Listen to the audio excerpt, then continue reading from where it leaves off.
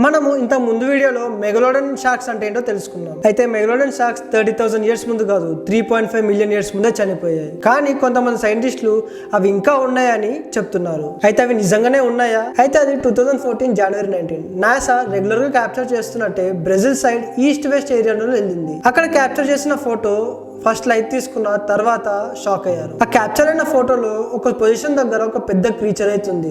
అది చూడడానికి అచ్చం షార్క్ లానే ఉంది. ఈ క్రీచర్ ఫోటోని సిమిలర్ గా ఒక బస్సు ఫోటో తీసి మరి పోల్చారు.